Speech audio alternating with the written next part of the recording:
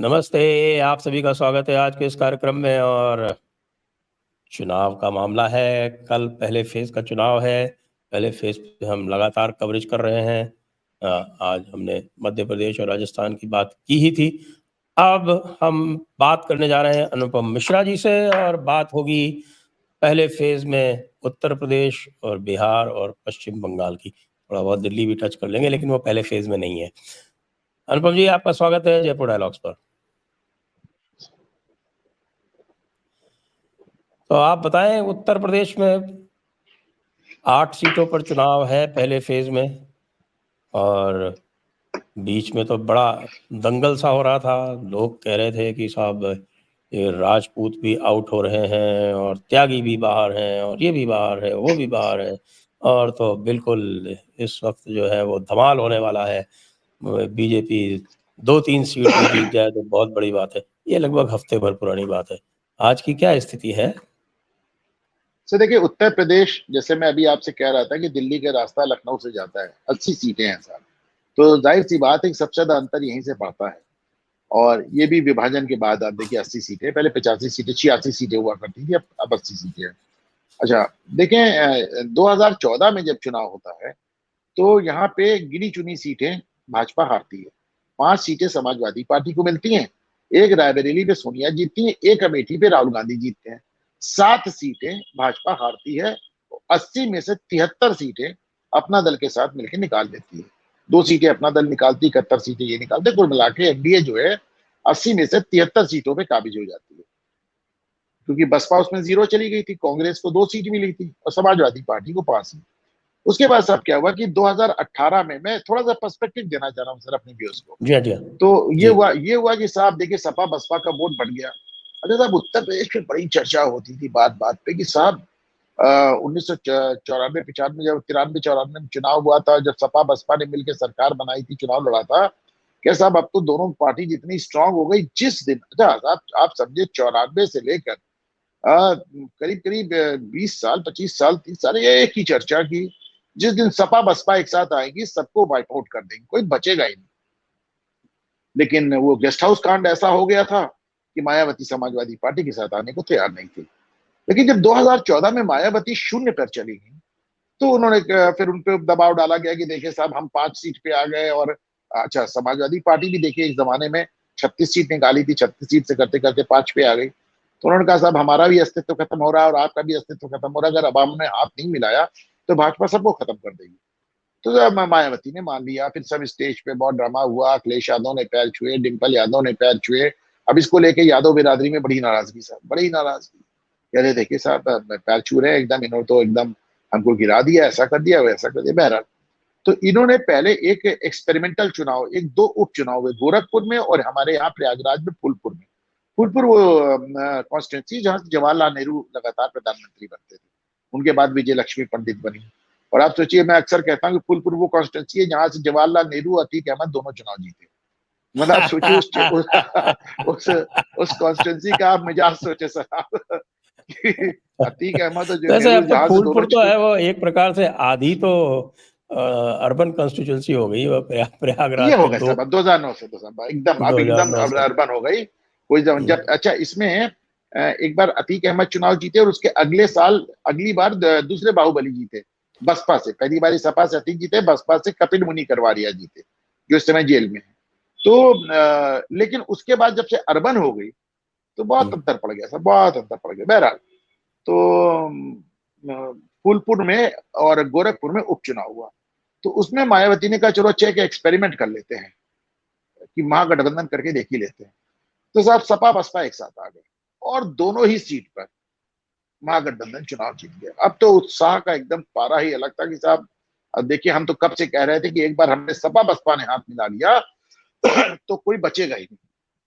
और उसके देखिए, 11 एक महीने मिनट बाद, में यहाँ पर थोड़ा-सा क्लैरिफ़िकेशन चाहूँगा कि वो जो दोनों उपचुनाव हुए थे, उनके हारने का कारण जो बाद में बताया गया, वो ये बताया गया कि साहब कि दोनों कैंडिडेट जो थे, वो योगी जी की इच्छा के विरुद्ध दिए गए थे, इसलिए हारे। गोरखपुर का जो कैंडिडेट था वो योगी जी की इच्छा के विरुद्ध दिया गया था और उसमें एक अलग हार का कारण था। और जो योगी जी का कैंडिडेट था वहां पे, उसने लग के हरवाया। और जो फूलपुर का कैंडिडेट था वो आप बनारस से ले आए। देखिए फूलपुर अब पटेल डोमिनेटेड सीट है, सारी पार्टियां वहां पटेल कुर्मियों को लड़ाती हैं, और उसमें लोकल कैंडिडेट आ गया, आप बनारस से कैंडिडेट ले आए, तो that was a bad choice. बहरहाल आप चुनाव हार गए। तो उसके बाद साहब 10-11 महीने बाद या 9 महीने बाद लोकसभा चुनाव आ गया 2019 का। अब साहब उसमें एक फिजा, मैं ये एक जनरल परसेप्शन पूरा दे रहा हूं जिसमें जिससे आपको 2024 समझने में आसानी होगी। जी बिल्कुल बिल्कुल। तो हाँ, तो 2019 का चुनाव था का सब एकदम 65 सीट से 70 सीट महागठबंधन जीत रहा है। और मुझे समाजवादी पार्टी के बहुत बड़े नेता ने कहा कि ये सारे सर्वे बकवास हैं, हकीकत यह है कि भारतीय जनता पार्टी केवल 5 सीट भी जीत जाए तो समझिए कि उन्हें अपनी पीठ थपथपानी चाहिए। ये बात मैं इसलिए बता रहा हूं कि मेरा मेरा अपना मानना है सब कि एक गॉडफादर नॉवल पढ़ते, बड़ी फेमस नॉवल थी, गॉडफादर के लिए कहा जाता है तो उसने जिंदगी में गलतियां कम की हैं, पर हर हर बार जब गलती की तो उससे सबक लिया। तो भारतीय जनता पार्टी गलतियां कम करती है पर हर गलती से एक सबक लेती है। उनको समझ में आ गया साहब हमसे क्या क्या गलतियां हुई। और देखिए साहब 9 महीने में उन्होंने ऐसा पासा पलटा कि 10 सीट बसपा ने निकाली, 5 सीट सपा ने निकाली, कांग्रेस के पास जो 2 सीट थी वो कट के 1 हो गई क्योंकि राहुल गांधी अमेठी में हार गए, रायबरेली में सोनिया गांधी जीत गई। तो 10, 5, 15, 1, 16 64 सीट फिर इस बार भाजपा ने निकाल दिया। यानी पिछली बार जो 73 थी वो 9 सीट का टोटल लॉस हुआ। अब आप सोचे 9 सीट का लॉस तब जब पूरा विपक्ष एक तरफ और भाजपा के लिए, तो ये बहुत बड़ी जीत थी ना। और आप इसी के बदौलत, और उनका कंबाइंड जो अपना दल और भाजपा का जो वोट शेयर था वो 50% क्रॉस कर गया, 51%, 51% पहुंच गया। तो अब ये समझ में आया कि साहब ये देखिए उसी के बाद ये ईवीएम वाली बात शुरू, उनको समझ में आया कि साहब ये तो अनबीटेबल कॉम्बिनेशन हो गया, अब ये कैसे किया जाए इनको। अच्छा हुआ क्या, एक सिंपल सा फॉर्मूला उस जमाने में मैं इसको बोला था, मैंने ये फ्रेज दिया था, बाद में इसको शिवम विज ने एनडीटीवी पे उठाया और एक फ्रेज बन गया। हमने कहा था clue to the entire election is non Yadav OBC. अब देखें, ब्राह्मण हो गया, ठाकुर हो गया, सो कॉल्ड जो सवर्ण है वो भाजपा में नजर आ रहा है, यादव सपा में नजर आ रहा है, दलित बसपा में नजर आ रहा है, मुसलमान उस कॉम्बिनेशन के साथ नजर आ रहा है जो भाजपा को हरा सके। तो फ्लोटिंग वोट कौन सा बचा, वो जो अपने को पिछड़ा कहता है पर वो यादव नहीं है। कुर्मी हो गया, काची हो गया, कोयरी हो गया, कुशवाहा हो गया, ये सैनी हो गया, तेली हो गया, ढेर सारे जितने, राजभर हो गया, केवट, तो तमाम केवट हो गया, कुमार हो गया, तो ऐसे करके जितना ये OBC, non Yadav OBC. Bharatiya Janata party ने सिर्फ एक काम ये किया, उन्होंने बताया कि सारी अटल बिहारी की पार्टी भाजपा नहीं है, ये पंडित जी की पार्टी नहीं है, ये नरेंद्र मोदी एक ओबीसी की पार्टी है। और उसके बाद अच्छा दूसरा, भाजपा ने एक बहुत सफल नैरेटिव चलाया कि साहब देखिए समाजवादी पार्टी में, अच्छा उसमें 2019 तक योगी महाराज आ चुके थे, तो उन्होंने कहा देखिए 2005 से 2012 से 2017 तक जो समाजवादी पार्टी की सरकार चली उसमें सब बड़े आरोप लगे थे कि सारे पद यादवों को जाते थे, सारे पब्लिक सर्विस कमीशन में इतना बड़ा स्कैम हो गया था कि इलाहाबाद हाईकोर्ट को पब्लिक सर्विस कमीशन के चेयरमैन को बर्खास्त करना पड़ा। एक मतलब अभूतपूर्व, पहले कभी ऐसा नहीं हुआ। तो प्लस वो पुलिस भर्ती में एकदम माना गया था 70% 80% यादव भर्ती हो गए। तो उन्होंने इसको बहुत सफलतापूर्वक इन्होंने इसको सेल किया कि साहब ओबीसी के नाम पे सिर्फ यादवों का भला हो रहा है, बाकी ओबीसी का नहीं हो रहा है। तो ये जितने कुर्मी, काची, कोयरी, कुशवाहा, तेली, सैनी, चौहान, लुनिया, राजभर, केवट, ये जितनी छोटे छोटे आप ग्रुप देख रहे थे, पाल, गरड़िया, ये सब के सब बीजेपी में क्रॉस ओवर हो गए। और ये भारतीय जनता पार्टी की जीत का वो था। मैं इसलिए बता रहा हूं कि अब आपको ये सोचना होगा कि 2019 से लेकर 2024 तक परिस्थितियां कहां बदली। अब आप देखें, हकीकत यह है कि आज भी यादवों को छोड़कर कोई और ओबीसी अखिलेश यादव समाजवादी पार्टी के साथ नहीं जुड़ पाया। और तो और इस बार यादवों में एक रिजल्टमेंट ये है कि सब पूरे उत्तर प्रदेश में इन्होंने एक भी यादव को टिकट नहीं दिया सिवाय अपने परिवार के अलावा।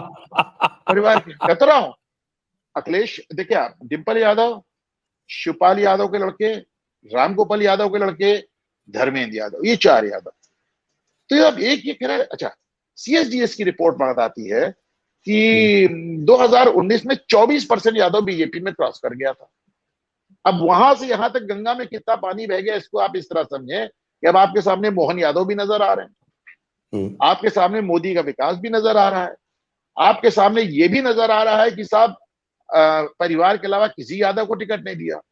और आपके साथ जो सबसे बड़ी बात नजर आ रही है कि यादव से बात करें, वो भी कहते हैं कि साहब अखिलेश भैया तो 2024 के खिलाड़ी हैं, उनका तो कोई लेना देना नहीं, 5-7 सीट जीत भी गए तो कौन सी सरकार बना लेंगे, कौन सी सरकार गिरा देंगे। तो एक अच्छा, भेजते भी हैं तो संसद में इन लोग का कुछ योगदान नहीं हो। जब से मुलायम सिंह चले गए, सपा की तरफ से कोई संसद में बोलने वाला भी नहीं बचा। एक तो ये, दूसरे जो हर सीट पे आपको लाख, 2 लाख, 2.5 लाख, कहीं 3 लाख दलित वोटों का जो आपको कॉम्बिनेशन मिला था, वो खसारा कौन पूरा करेगा, वो घाटा कौन पूरा करेगा। हर सीट पे, मतलब दलित हर सीट पे है, हर सीट पे दलित है, वो घाटा आपका कहां से पूरा होगा। ठीक तरह तो वो दलित वोटों का जो आपको कॉम्बिनेशन 2019 में मिला, वो दलित वोटों का जो घाटा है वो किस वोट से आप पूरा करेंगे। अब आज आप देखें साहब, 8 सीटों पे चुनाव हो रहा है। पश्चिमी उत्तर प्रदेश में आप मान के चलें कि शाहजहांपुर के आगे यादव वोट नहीं है सर, यादव वोट है ही नहीं। एक संभल को छोड़ दें, संभल मिलेगा, पिछली बार भी सर आपसे जिक्र किया था, यादव वोट है नहीं। एम वाई जो कॉम्बिनेशन होता है उसमें वाई है ही नहीं, तो मुस्लिम जाए कहां। लेकिन वहां पे दलितों के साथ मुसलमानों का अच्छा कॉम्बिनेशन होता है, बहुत अच्छा। इनफैक्ट मैंने पिछली बार भी आपसे सर अर्ज किया था कि तमाम सीटों पे अगर दलित मुसलमान मिल जाएं तो उन्हें किसी और की जरूरत नहीं पड़ती। लेकिन इसमें दिक्कत कहाँ थी, दिक्कत यह आती है कि मुसलमानों को साइकिल पे बटन दबाने की अभी भी आदत पड़ी हुई है। वो आदत छुट्टी नहीं साहब, मतलब आप समझे, वो आप उसको कितना भी समझा लें बड़ा मुश्किल हो जाता है। दूसरे तमाम मुस्लिम बाहुल्य क्षेत्र एरियाज पे मायावती ने आपको मुस्लिम कैंडिडेट्स देके पसी, मायावती ने बहुत इंटेलिजेंट टिकट डिस्ट्रीब्यूशन किया, उन्होंने तमाम सीटों पे भाजपा को डैमेज किया, तो तमाम सीटों पे अखिलेश को भी डैमेज किया। जहां जहां आप देखिए, उन्होंने जो अभी मैनपुरी में टिकट बदल दिया, उन्होंने फिरोजाबाद में जो टिकट दिया, उन्होंने कन्नौज में जो टिकट दिया, उन्होंने जो आजमगढ़ में टिकट दिया, वो पसीना छुड़ा रही है अखिलेश यादव का। बहरहाल सर, अगर सीट वाइज देखना शुरू करें हम लोग, तो सबसे पहले देख लें सर मुजफ्फरनगर देख लें। मुजफ्फरनगर वो सीट है, आज कहा जाता है हरेन मलिक, तो हरेन मलिक बहुत अच्छी पोजीशन में, आजादी पार्टी वाले चिले मालिया बहुत अच्छी, लेकिन सर ये वो सीट है जिसपे पिछली बार आप सोच के देखिए कि इसमें इन्होंने हरीन मलिक की जगह पिछली बार राष्ट्रीय लोकदल से साहब वो खड़े हुए थे अजीत सिंह। तो अजीत सिंह मतलब राष्ट्रीय लोकदल और समाजवादी पार्टी दोनों ने मिलके पूरा जोर लगा लिया, और उसके बाद वहां पे भाजपा जीत गई। उसके बाद वहां पे भाजपा जीत ही नहीं गई, उन्होंने आज की तारीख में तो अजीत सिंह एनडीए के साथ खड़े, आज की तारीख में तो एनडीए के साथ है वो। तो जब अजीत सिंह तो रहे नहीं, आरएलडी इनके साथ है। चौधरी जयंत सिंह उनके साथ खड़े हुए हैं। तो आरएलडी जब उनके साथ आ गई, जब खिलाफ जाके वो हार गए, जब उनके साथ आरएलडी थी तब वो हार गए। जब उनके साथ आरएलडी नहीं थी, उनके साथ बसपा भी थी, उनके साथ दलित वोट भी था, उनके साथ जाट वोट भी था, और उसके बाद बालियान साहब ने, डॉक्टर संजीव बालियान ने आपको हरा दिया। तो आज ना आपके पास दलित वोट भी नहीं है और आपके पास चौधरी जयंत सिंह। दूसरी बात, चौधरी जयंत सिंह को आप बेइज्जत कर रहे हैं अखिलेश यादव। कभी कहते हैं चवन्नी है, कभी कहते हैं पलट गए, कभी कहते हैं 1 रुपया। चौधरी भी उसका वोट प्ले कर रहे हैं, कहते ठीक है पलटा नहीं, वो पलटी दिया, मैं आपको दिखाऊंगा, तो आप वो कर रहे हैं। फिर आ जाइए आप सहारनपुर में। सर सहारनपुर का बड़ा एक दिलचस्प है, सहारनपुर की चर्चा सबसे ज्यादा इमरान मसूद के हवाले से होती है। इमरान मसूद को जैसे आजम खान को पहली बार इस देश ने तब जाना था जब उन्होंने बयान दिया था कि भारत माता डायन है, इसी तरह सहारनपुर के इमरान मसूद को सबसे ज्यादा लोगों ने तब पहचाना जब उनका एक वीडियो वायरल हुआ, जब उन्होंने कहा कि ये गुजरात नहीं उत्तर प्रदेश है, नरेंद्र मोदी यहाँ आएगा तो हम उसके टुकड़े टुकड़े काट डालेंगे। याद है बोटी बोटी, तो बोटी बोटी कर देंगे। हाँ, अरे आपकी यादाश्त बेहतर है साहब। तो बोटी बोटी कर दो, तो बोटी बोटी इमरान हो गए वो, तो उससे वो बड़े फेमस हुए। लेकिन 4 चुनाव हार के बैठे हैं, नंबर 1। नंबर 2, वहां पे जो बसपा का जो मुस्लिम कैंडिडेट खड़ा हुआ है वो इनका पसीना छुड़ाए हुए, माजिद अली, वो इनका पसीना छुड़ाए हुए बुरी तरह। तो पिछली बार भी आप देख लें, इस बार भी देख लें, मेरा इमरान मसूद को लेकर चूंकि बहुत ज्यादा चर्चा है, इसलिए आज मैं आपके चैनल पे कह रहा हूं कि मुझे बिल्कुल आश्चर्य नहीं होगा अगर इमरान मसूद नंबर 3 आए। कल उन्होंने प्रियंका गांधी के साथ वहां पे रोड शो किया और प्रियंका गांधी ने साहब रामायण के किस्से भी सुनाए और कुरान को भी उद्धत किया। लेकिन इसमें मुझे, भाई राहुल और प्रियंका ये जहां भी जाते हैं इनको देखने के लिए भीड़ लग जाती है। लेकिन भीड़ तो साहब हमारे यहाँ पे जैसे कहीं पे मशीन से खुदाई हो रही होती है उसको देखने के लिए लग जाती है कि राहुल और प्रियंका तो विदेशी रखते हैं तो इनको देखने के लिए ज्यादा भीड़ लग जाती है सर। वोट तो मिलते नहीं इनको। राहुल गांधी अभी खुद ही कह रहे थे कि इतनी भीड़ आती है हमको देखने के लिए, पता नहीं हमको वोट क्यों नहीं मिलता। तो ये वो तो हाँ नहीं अब ईवीएम से गड़बड़ हो जाता है ना, इसलिए नहीं मिलती। ईवीएम से गड़बड़ हो जाता है अरे ईवीएम से गड़बड़ हो जाता है। अब आप ये बताएं मैं कैसे ईवीएम से गड़बड़ हो जाता है? मेरी एक बात जो समझ में नहीं आती, मैंने साहब आप ये बताइए, आप अपना टिकट डिस्ट्रीब्यूशन नहीं देखेंगे, आप अपनी हरकतें नहीं देखेंगे और उसके बाद आप कहते हैं कि ईवीएम से गड़बड़ हो जाता है। आपने दिल्ली में कन्हैया कुमार को खड़ा कर दिया। जिस तरह इमरान मसूद आते हैं, जैसे अकबर ओवैसी की बात आती है तो 15 मिनट याद आते हैं, इमरान मसूद आते हैं तो बोटी बोटी याद आता है। उसी तरह जब जब भी कन्हैया कुमार का नाम आता है तो टुकड़े टुकड़े, एक टुकड़े टुकड़े गैंग की बात आती है। आप उस कन्हैया कुमार को आपने दिल्ली में राजधानी से खड़ा कर दिया, कहीं और से खड़ा होता साइड में तो बात अलग होती। अब वो एक ऐसी जगह से खड़ा है कि वो दिन रात चर्चा में रहेगा और दिन रात चर्चा में रहेगा और दिन रात लोगों को याद दिलाएगा, अपनी बात भी याद दिलाएगा और कांग्रेस को पूरे देश में डैमेज करेगा। पर नहीं साहब, इनको इनकी बात समझ में नहीं आती। आपको बताओ, आप नहीं उसके बाद आप ये कहेंगे कि साहब वो तो ईवीएम में खेल हो गया, ईवीएम में दिक्कत आ गई। आप कन्हैया कुमार को दिल्ली से चुनाव लड़ाएंगे, फिर आप कहेंगे ईवीएम में दिक्कत आ गई। मैंने साहब एक ट्वीट किया था और मैं आपको दिखा रहा हूं, मतलब कन्हैया कुमार को जब आप ले गए, जब आप ये देखें साहब, कन्हैया कुमार को इस तरह इन्होंने जेल, जिस समय उनको कोर्ट में पेशी हुई थी तो पुलिस की वर्दी पहना के पेश किया था कि ऐसा ना हो मार खा जाए। पब्लिक इतनी खिलाफ थी। जिस जिस दिल्ली में, हाँ सर सुने सुने, मैंने सर ट्वीट किया कि जिस शख्स को दिल्ली कोर्ट में पेशी के दौरान लोगों को गुस्से से बचाने के लिए पुलिस की पोशाक पहनानी पड़ी हो, उसी शख्स को कांग्रेस पार्टी ने दिल्ली से लोकसभा को उम्मीदवार बना दिया। फिर कहेंगे ईवीएम हैक हो गई, फिर कहेंगे ईवीएम हैक हो गई। तो अब इसका कोई सरदार थोड़ा बताए। आपको मिलता कौन है? आपको मिलता है लोकसभा के लिए इमरान मसूद, कन्हैया कुमार। आपको राज्यसभा के लिए मिलता है इमरान प्रतापगढ़ी। इमरान प्रतापगढ़ी क्या है? बच्चा बच्चा चीख रहा है मैं मुख्तार अंसारी हूं, जमाने तक कोई अतीक अहमद नहीं होगा। अब बताइए, माफिया का जो कोर्ट जस्टर है, माफिया का जो कोर्ट पोएट है, वो आप रखो राज्यसभा भेजने के लिए मिलता है। प्रधानमंत्री को बोटी बोटी काटने वाला आपको लोकसभा के लिए मिलता है। देश के टुकड़े करने वाला आपको लोकसभा के लिए दिल्ली से मिलता है। फिर आप कहेंगे ईवीएम हैक हो गई। आप जरा सोचें, मेरा लाइन से आप इनको उम्मीदवार देख लें। तो ये तो सहारनपुर हो गया। कैराना में एक दिलचस्प मुकाबला एक है। सहारनपुर कैराना में में एक और तथ्य भी सामने आया है कि ये इस बार न केवल सहारनपुर में, बल्कि ये जितनी भी मुस्लिम मेजॉरिटी सीट्स हैं, चाहे रामपुर हो, चाहे मुरादाबाद हो, चाहे सहारनपुर हो, इन सब में जो है वो मुसलमान स्वयं की जातियों में बटा हुआ वोट कर रहा है। क्या ये बात सही है? बहुत सही है। देखिए देखिए बहुत सही है। और मतलब आपको सबसे इसका बड़ा एग्जाम्पल आपको नजर आता है रामपुर में। रामपुर में जिस पार्लियामेंट स्ट्रीट के मस्जिद के मौलाना को मौलाना नदवी ले गए हैं, वो तुर्क हैं। तुर्क वहां पे 1-1.5 लाख से ज्यादा तुर्क हैं वहां पे, पर 2 लाख वहां पठान हैं और आजम खान पठान थे। तो जब मौलाना नदवी जाते हैं अपने कोर्ट में नामांकन करने के लिए साहब, तो पूरा तुर्कों के, अब वहां एक ये हो गया कि साहब इतनी बड़ी भीड़ लेके आया, उसमें एक पठान नहीं, नॉट इवन वन।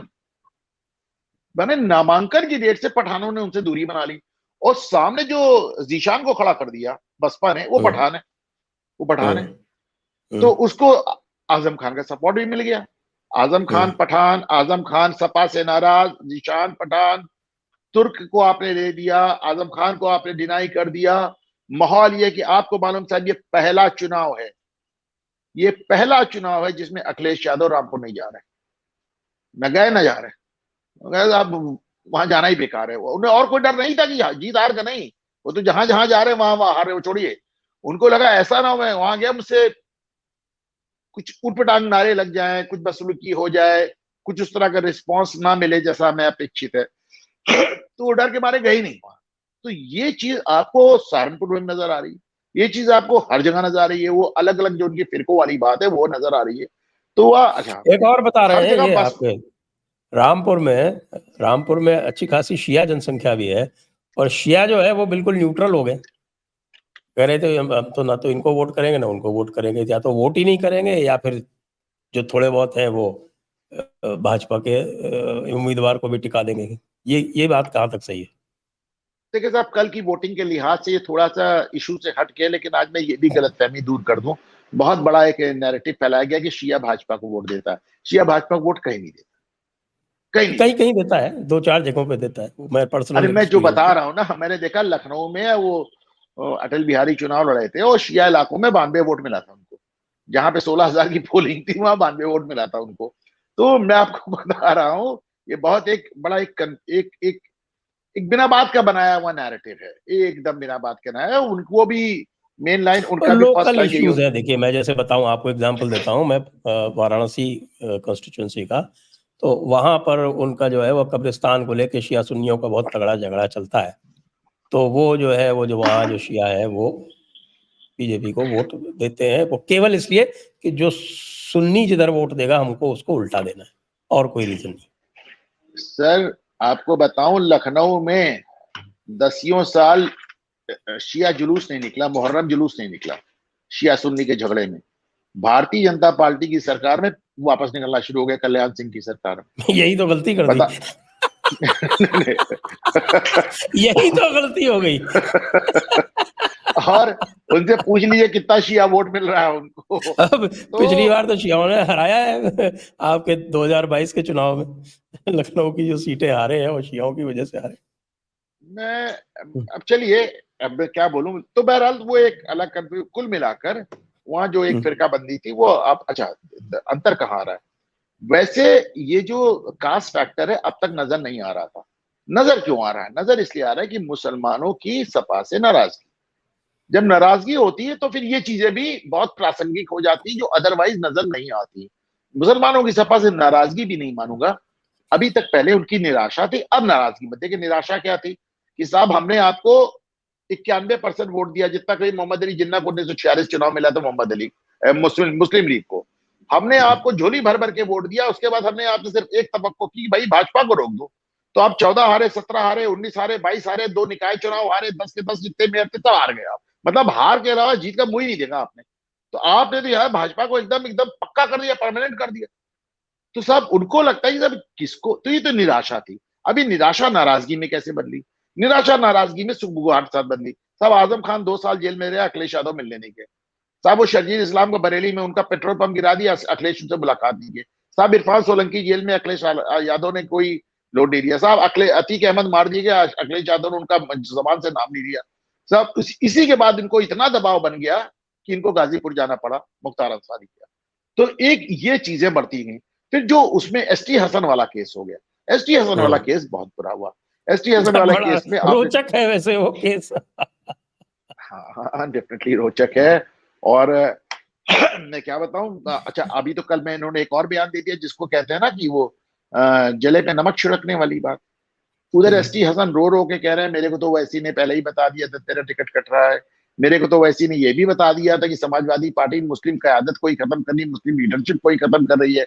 उन्होंने ये तक कह दिया कि मैं इतना दुखी हूं, इतना खिन्न हूं कि मैं रुचि वीरा के लिए खड़ा भी नहीं होऊंगा। शाहिद मंसूर साहब मैंने पिछली बार भी बताया था, इतना नाराज, इतने दुखी थे कि हज करने चले गए। और रफीक अंसारी अलग परेशान है। ऐसे में अखिलेश यादव ने कल बयान दिया कि साहब मैं तो एसटी हसन को लड़ा रहा था, खुद ही नहीं लड़ना चाह रहे।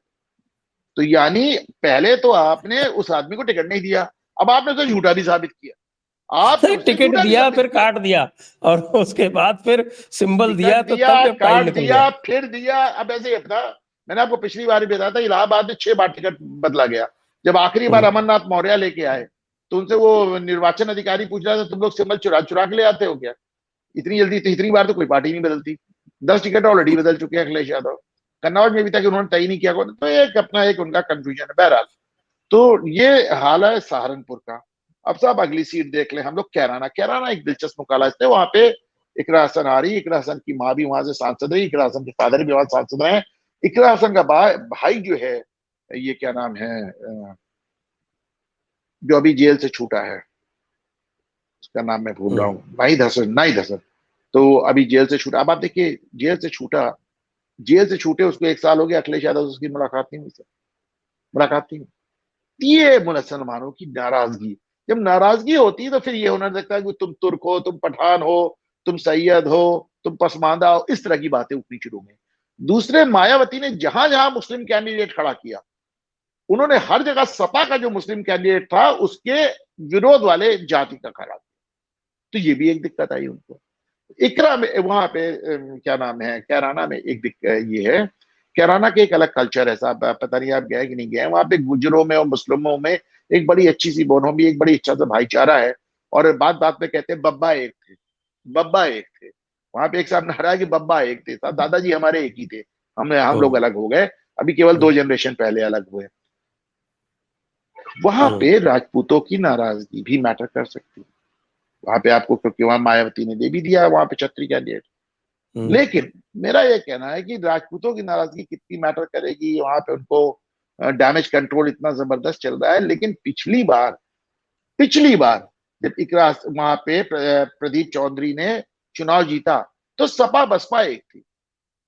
तो वहां जो 1.5 लाख दलित वोट है वो कहां से आप लाएंगे, उसका खसारा कौन पूरा करेगा सर? इसका तो राजपूत है नहीं वहां, 40,000 50,000 राजपूत, वो घाटा कहां से पूरा होगा? जब सपा बसपा एक थे तो आप इस सीट को लूज कर गए। मेरा बहुत एकदम सिंपल सा वो है जिसका कोई जवाब नहीं दे पाते हैं लोग। मुजफ्फरनगर से मैंने आपको बताया, डॉक्टर संजीव बालियान का, सहारनपुर बात हो गई। अब आ जाते हैं साहब पीलीभीत पे। पीलीभीत में चुनाव फंसा हुआ है, मैं मानता हूं। पीलीभीत में देखिए क्या, पीलीभीत में यह है कि आपने वरुण गांधी को टिकट नहीं दिया, वरुण गांधी की जगह आपने जितिन प्रसाद को, एक ब्राह्मण को उतार दिया। समाजवादी पार्टी ने वहां से, अच्छा वहां पे कुर्मी वोट बहुत ज्यादा है सर, कुर्मी वोट बहुत डिसाइडिंग और बहुत जबरदस्त वोट है। कुर्मी वोट उन्होंने आपने भगवत शरण सिंह गंगवार को उतार दिया, तो समाजवादी ने कहा सब चले, मेरा मामला यहाँ पे ठीक हो गया। बसपा ने वहां मुस्लिम कैंडिडेट को दिया, बसपा ने वहां मुस्लिम कैंडिडेट को दिया।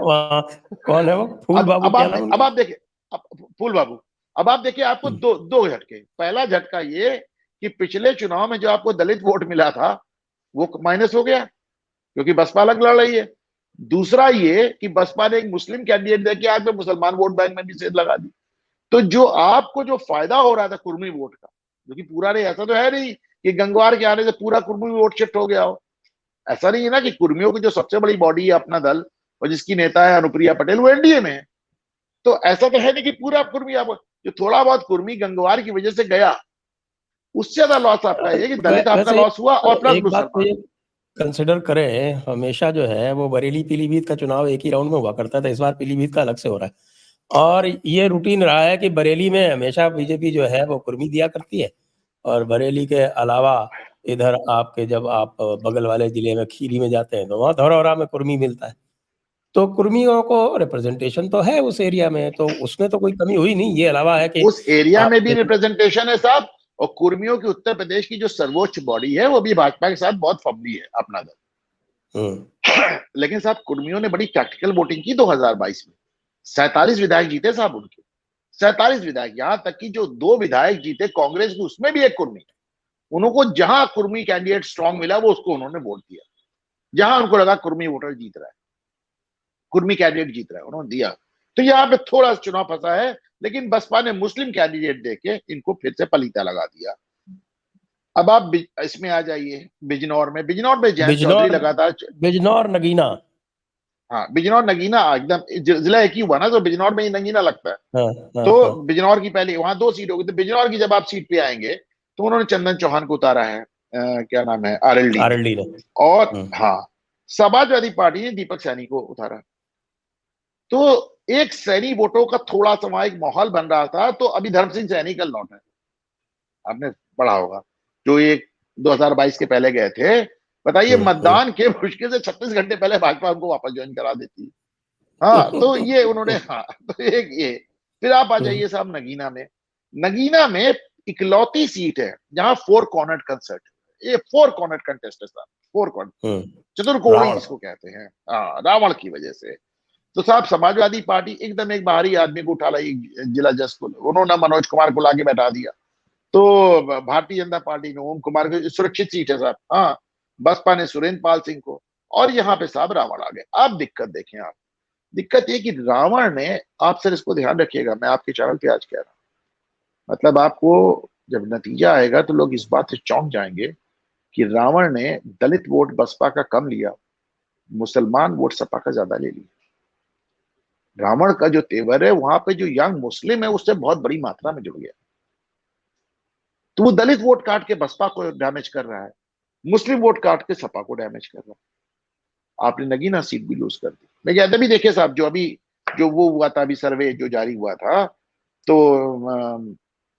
TV9 का हुआ था, एक और हुआ था, तो ये जितनी सीटें उन्होंने कहा कि एक सीट उन्होंने बताया कि इनकी निकल रही है, एक या दो सीट इन्होंने बताई थी, एक उन्होंने बताया था घोषी, घोषी में राजीव राय समाजवादी पार्टी से, he is doing well. Moradabad में आप देखें, ST हसन की बात हो ही गई, रुचि वीरा की बात हो गई, मुरादाबाद में तो ऐसा रायता फैला हुआ है कि वो उमड़ उमड़ के अगल बगल के जिलों में जा रहा है।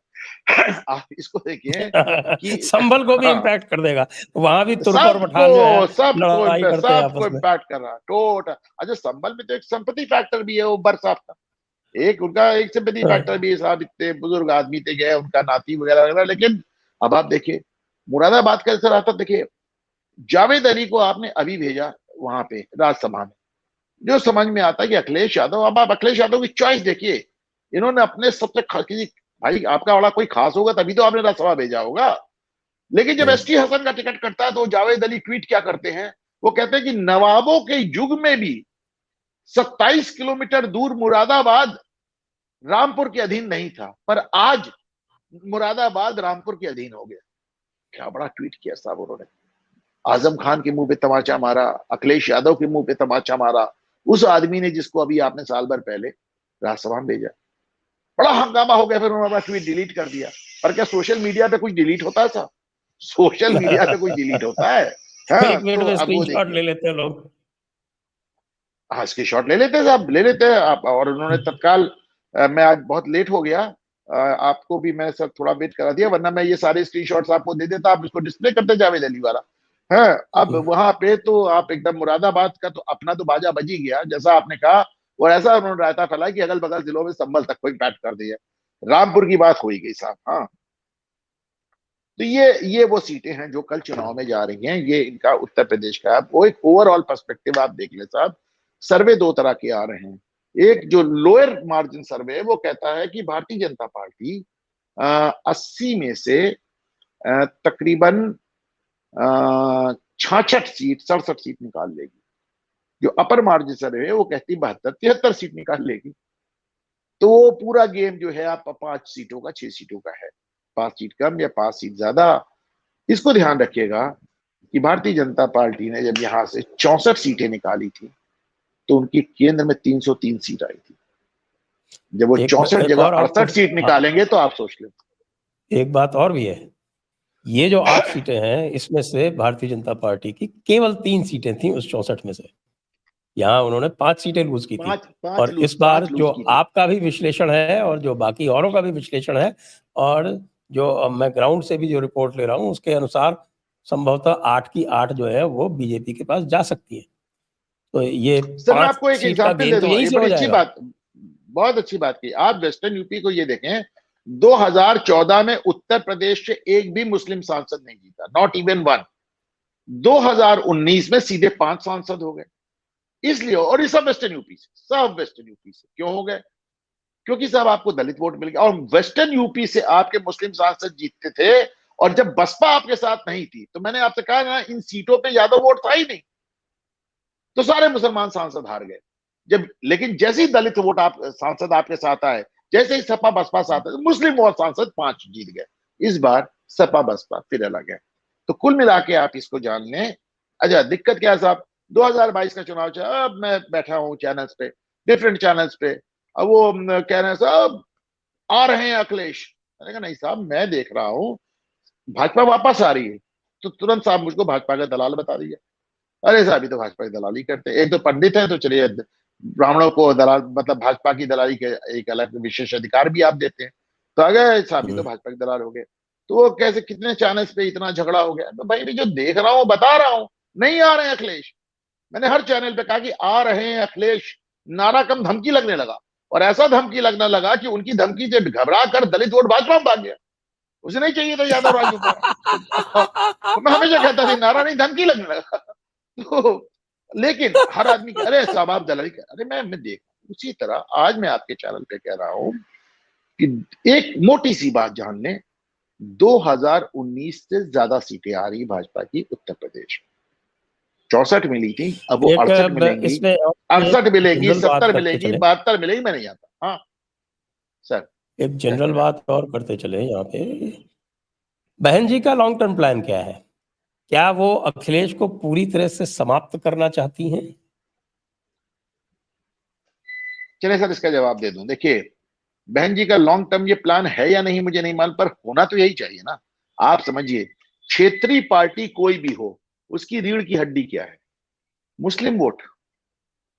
20% मुस्लिम वोट उत्तर प्रदेश में, सारी क्षेत्रीय पार्टियों की रीढ़ की हड्डी मुस्लिम वोट। तो जो भाई जो मुस्लिम वोट पाएगा, इसीलिए मैं हमेशा आपके पिछली बार भी आपके चैनल में मैंने कहा था कि Samajwadi party will be very happy अगर 80 की 80 सीट भाजपा निकाल ले, अखिलेश यादव खुश रहेंगे।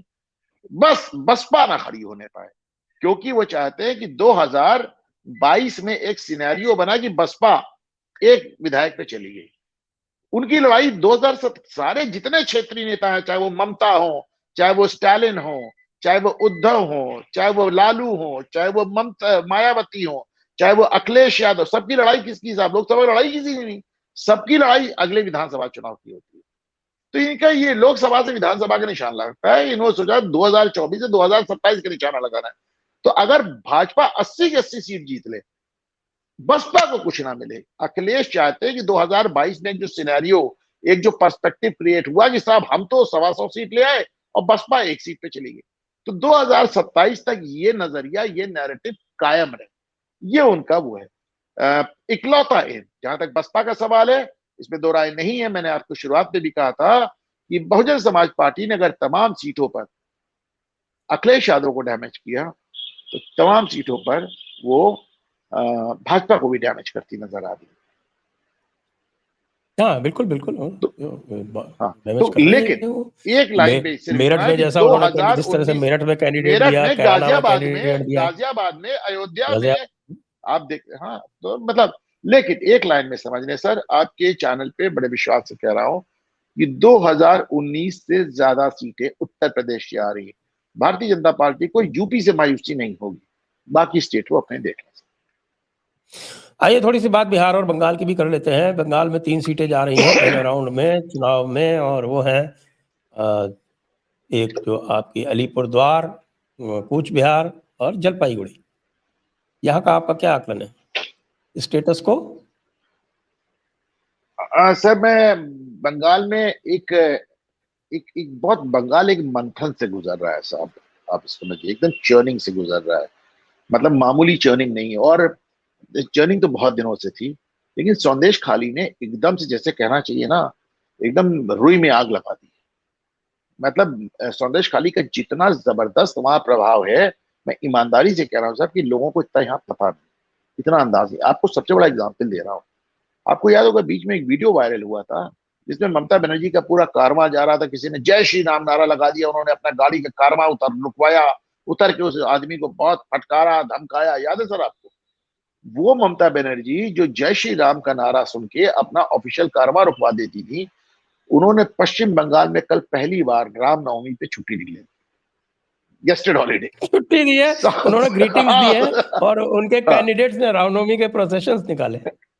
हाँ, और टीएमसी ने शोभा यात्रा निकाली रामनवमी की, और स्कूल, कॉलेज, यूनिवर्सिटी, ऑफिस सब भर। क्या ये कुछ कहता है सर? ये माहौल कुछ कहता है। Mamata is afraid, Mamata is very afraid. दूसरी बात, ममता तो डरी है ही है। ममता क्या, एक कोई और भी डरा हुआ है सर, जिसके ऊपर तलवार लटक रही है, अभिषेक। अभिषेक भी बहुत ईदी से, क्योंकि अभिषेक ने एक इतना लंबी इनिंग वहां खेल ली है, और पैसे को लेकर उन पर इतने आरोप है जिसकी कोई लिमिट नहीं, तो वो भी डरे हुए। टीएमसी के बारे में और वेस्ट बंगाल के बारे में अभी तक हमारे सारे आकलन बता रहे हैं, सारे सर्वे बता रहे हैं कि नेक एंड नेक फाइट रहेगी। और अगर दोनों पार्टी 20-20, 22-22, 21-22, 21-22, 19-20 जो भी हो, तो इनकी अपनी एक इस तरह छूटेगी। मेरा अपना मानना है साहब कि जिस तरह मैंने उत्तर प्रदेश में कहा कि भारतीय जनता पार्टी 2019 से बेहतर करेगी।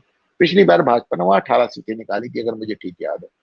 इस बार आप भारतीय जनता पार्टी को टीएमसी से ज्यादा सीटें निकालते देखेंगे, और मुझे इसमें एक पैसा संदेह नहीं। इस समय हाँ, एक, ये एक तो जो एंगर वहां ब्रिमिंग, एक जो एंगर ब्रिमिंग है, संदेश खाली सर बड़ी घटना हो गई। अच्छा, घटना बड़ी कैसे हो गई? इसलिए बड़ी हो गई कि बार बार हाईकोर्ट से जो लताड़ आई कि आप ये कर रहे हैं, आप ये कर रहे हैं, आप ऐसा कर रहे हैं, आप ऐसा कर रहे हैं, आप शाहजहां शेख को बचा रहे हैं वगैरह, तो देखिए सब मूर्ख कोई नहीं होता है ना। वो जो शाहजहां शेख जो साहब 1.5 महीना 2 महीना नहीं मिला, जैसे हाईकोर्ट ने कहा कि ईडी और सीबीआई इसको गिरफ्तार करने के स्वतंत्र है, 7 घंटे मिल गया साहब। जहां उनको लगा कि ईडी और सीबीआई जा गिरफ्तार कर लेगी, 7 घंटे। तो साहब सीबीआई को आप गिरफ्तार कर चुकी हैं वहां पे, साहब ईडी पे आप हमला करवा चुकी हैं, साहब ये एनआईए गई थी, एनआईए पे आप हमला करवा चुकी हैं, साहब इंडियन आर्मी चाइना बॉर्डर जाती तो आप कहती बंगाल पे हमला हो गया। बंगालियों का अपना एक टेम्परामेंट है, उन्होंने इतने साल कम्युनिस्टों को सर पे बैठा के रखा, ममता को। लेकिन ये मत समझिए कि उनको बिल्कुल कोई आइडिया नहीं। सोशल मीडिया ने बहुत चीजें बदल दी हैं साहब। सोशल मीडिया ने इस देश में बहुत कुछ बदल दिया, और आप मान के चलें कि टीएमसी एक लंबी चोट के लिए तैयार रहे। बिहार पे आ जाते हैं साहब, आप बिहार पूछ रहे थे, तो बिहार बिहार की में 4 सीटें जा रही हैं, औरंगाबाद, गया और जमुई और मेरे ख्याल से नवादा। हाँ, जमुई, नवादा, ये बिहार 4 में सर सीटें। आपको याद होगा कि जिस तरह आज चुनाव लड़ रहे हैं, इसी तरह 2019 में लड़ रहे थे। उसमें कांग्रेस की एक सीट आई थी, लालू यादव 0 पे चले गए। वही कॉम्बिनेशन है ना, नीतीश और भाजपा पिछली बार भी लड़े थे, नीतीश भाजपा इस बार भी लड़ रहे हैं। एक परसेप्शन क्रिएट हुआ है कि साहब बड़ा एक अच्छा कर रही है राष्ट्रीय जनता दल। उसके दो कारण हैं। पहला कारण यह है कि तेजस्वी यादव ने अच्छा चुनाव लड़ा, कोई मान उसको, उनकी अपनी एक संवाद शैली है। मेरा हमेशा मानना है कि पॉलिटिशियन वही सफल होता है जिसकी जनता से कनेक्ट करने का एक अंदाज हो। केजरीवाल इसीलिए सफल है, नरेंद्र मोदी तो इस विधा के मास्टर है, राहुल गांधी इसीलिए असफल है, अखिलेश यादव इसीलिए असफल है, ये जनता से कनेक्ट नहीं कर पाते अपनी बातचीत में। तो उनकी अपनी एक शैली।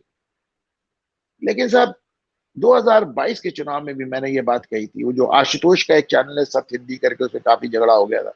मैंने कहा था कि देखिए साहब, यादव वोटर बड़ा वोकल होता है। वोट उसके पास एक होता है, बोलता है तो लगता है 100 वोट अकेला डालेगा। तो वो इतनी जोर से चिल्ला के हंगामे से बोलता है, बड़ा माहौल बनता है साहब। अभी आपको वहां पे बहुत माहौल बनता जो नजर आ रहा है। बिहार के बारे में सीट वाइज एनालिसिस तो मुझसे संभव नहीं होगा सर, सिवाय एक ये कहने की कि मीसा भारती शायद फिर हार रही हैं, रोहिणी यादव भी फंस गई हैं, रोहिणी यादव का भी जीतना बहुत मुश्किल है। रोहिणी और मीसा दोनों का जीतना, मीसा तो शायद हैट्रिक मारेंगी इस बार।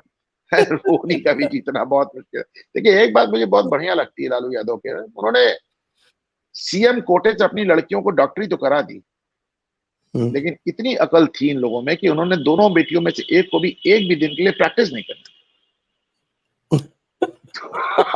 अब इससे ज्यादा मैं नहीं कहना चाहता कुछ आप। दोनों लड़कियों ने एक भी दिन के लिए प्रैक्टिस नहीं की आप के साथ। तो बिहार में मैं फिर कहूंगा वही पुराना सिनेरियो, एक जो अंतर आया है वो अंतर आया है नीतीश कुमार की क्रेडिबिलिटी में। मैं सब इतनी रॉक बॉटम पे इनकी क्रेडिबिलिटी आ चुकी है। और एक अब एक ये भी एक बात बन रही है लगातार। अभी देखिए मंच पे कुछ दिन पहले कह रहे थे कि भाजपा 4,000 सीट जीतेगी, तो किसी ने उनसे कहा साहब 4,000 नहीं 400। तो अब एक उनके एक इस पे भी एक लगातार सवाल उठ रहा है, जैसे जो बाइडेन के नहीं उठ रहा है। जो बाइडेन को लोग कह रहे हैं कि लॉस्ट हिज सेंस ऑफ, तो अपना कभी भूतों से हाथ मिलाते हैं, कभी उठ पटांग बोलते हैं, किसी का नाम कुछ इस तरह करके इनकी एक मेंटल फैकल्टी पे भी एक सवाल उठ रहा है नीतीश कुमार साहब के, कि साहब कभी किसी को कुछ कह देते हैं, कभी किसी को कुछ कह देते हैं। क्रेडिबिलिटी इनकी बहुत नीचे जा चुकी है। तो इसके चलते एक ये एक चेंज तो मैं देख रहा हूं। इसके अलावा मेरा हमेशा मानना है कुछ वोटर होते हैं जो हल्ला ज्यादा मचाते हैं। भाजपा का वोटर इतना हल्ला नहीं है, मैं वो जो साहब मुस्लिम वोटर बहुत हल्ला मचाता है, यादव वोटर बहुत ही ज्यादा हल्ला मचाता है। तो उसके चलते लग रहा है साहब तेजस्वी यादव बहुत अच्छा चुनाव लड़ रहे हैं। Which are seriously doubt. मेरा अपना मानना है कि पिछली बार वहां पे सिर्फ एक सीट विपक्ष ने जीती, कांग्रेस की। मेरा अपना मानना है कि हो सकता है इस बार तेजस्वी यादव का खाता खुल जाए, पर वही 2-3 सीट 4 सीट, इससे ज्यादा मैं अच्छा, वही उनको वही वाली बात। जीरो से कुछ एक तो इनफाइनाइट इम्प्रूवमेंट है। अब तो इनफाइनाइट टाइम्स हो गया, जीरो से तो एक भी इनफाइनाइट टाइम्स हो गया ना साहब। तो आप इसका क्या एक कहा बात जाए। और पूछूंगा चलते चलते आपसे। सर, आपने भी सत्य हिंदी का नाम लिया, तो ये जो सत्य हिंदी है वो बहुत समय से नैरेटिव चला रही है कि साहब की योगी जी को हटा दिया जाएगा 2022 तो 2024 के बाद में। तो ये क्या, ये कहाँ से इनके पास इतनी इंफॉर्मेशन आती जो और किसी के पास नहीं आती? दो चीजें हैं सर। जब आप एक नैरेटिव चलाते हैं भाजपा हारी, भाजपा हारी, भाजपा हारी, भाजपा जीत गई, ठीक है। अब इस चुनाव से उस चुनाव के बीच में क्या करें? तब इस चुनाव के उस चुनाव के बीच में ये होता है, योगी मोदी में झगड़ा हो गया, मोदी योगी में झगड़ा हो गया, योगी जी को हटाए। मैं 2-3 चीजें पूछता हूँ। एक, अगर ऐसी जब बात जो आप कह रहे हैं वो है, तो भारतीय जनता पार्टी देशव्यापी स्तर पे प्रधानमंत्री के बाद सबसे ज्यादा रैली योगी की क्यों लगाती है? तमिलनाडु में बुलवाती है, कर्नाटक में बुलवाती है, नॉर्थ ईस्ट में बुलवाती है, महाराष्ट्र में, राजस्थान में, मध्य प्रदेश। आप सोचे, जिस आदमी को हमें हटाना है हम उसको इतना हाई प्रोफाइल क्यों कर रहे हैं? लेकिन इन अफवाहों का असर होता है, इतना होता है कि 2022 के चुनाव के समय राष्ट्रपति के फोटो सेशन कराना पड़ा। आपको याद है वो फोटो सेशन हुआ? ये असर हुआ। इन अफवाहों का इतना असर है, इतना ज्यादा असर है कि आपको वो जो राजपूतों के विद्रोह में नजर आ रहा है। पहले वो कह रहे थे कि योगी को हटाना है, फिर नहीं हटे तो उन्होंने कहा हटाना चाहते, हटा नहीं पा रहे, योगी ब्रांड हो गए। क्यों? कि भाई मोदी के बाद प्रधानमंत्री कौन बनेगा? कहां जा रहे हैं मोदी? कहां जा रहे हैं मोदी? मोदी अभी से कह रहे हैं मैं 2029 का चुनाव प्रचार कर रहे हैं। अरे भाई लोग, सोचो, उन्होंने अपना 10 साल तो पहले से तय कर दिया। जब वो कहते हैं मैं 2029 का प्रचार कर रहा हूं, तो उन्होंने अगले 10 साल की प्लानिंग तो आपको बता दी ना। मोदी जी, अगर आपको 2047 तक भी मिल जाए तो जो कोई बहुत ज्यादा आश्चर्य मत कीजिएगा। दूसरी बात, मैं बहुत ईमानदारी से सोचता हूं कि ना अमित शाह और ना योगी आदित्यनाथ दोनों ही पीएम मटेरियल अभी तो कम से कम नहीं।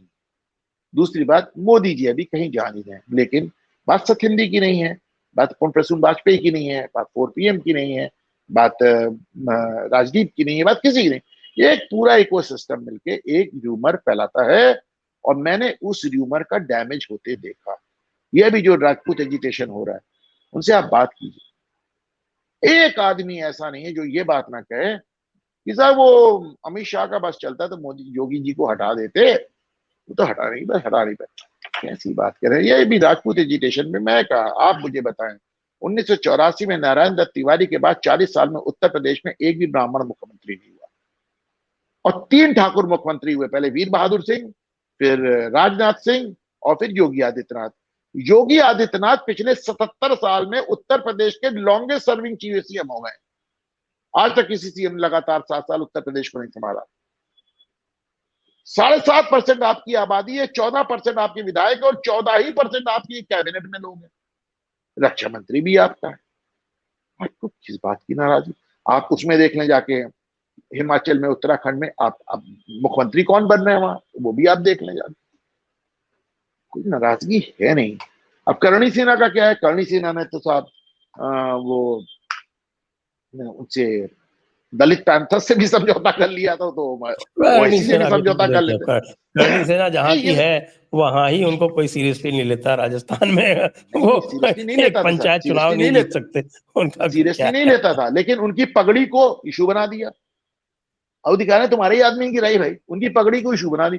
तो आप इसको देखें ना, छोटी छोटी छोटी छोटी छोटी चीजें अपनी गिनती चलेगी, और ये आज का नहीं है, वो एक जमाने से साहब, चूंकि कुछ भी हो, राजपूत शासक होते थे, दिमाग में था कि साहब हमारा शासन था, हमारे रजवाड़े खत्म कर दिए, हमने कुछ नहीं कहा। आपने हमें प्रिवी पर्स का वादा किया था, वो भी छीन लिया, हमने कुछ नहीं कहा। आपने हमारी जमींदारी, एंटी जमींदारी एबोलिशन एक्ट लेके आपने हमारी जमींदारी छीन ली, हमने कुछ नहीं कहा। हमारा प्रधानमंत्री बना वीपी सिंह, आपने 11 महीने में गिरा दिए। हमारा दूसरा प्रधानमंत्री बना चंद्रशेखर, आपने 4 महीने में गिरा दिया।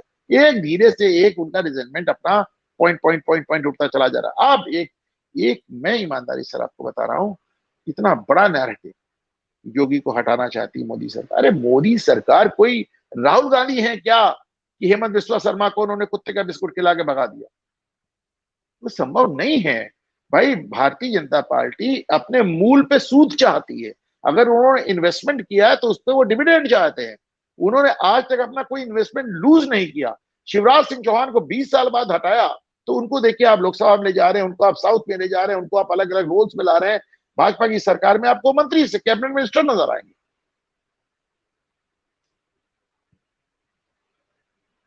बिल्कुल बिल्कुल बिल्कुल।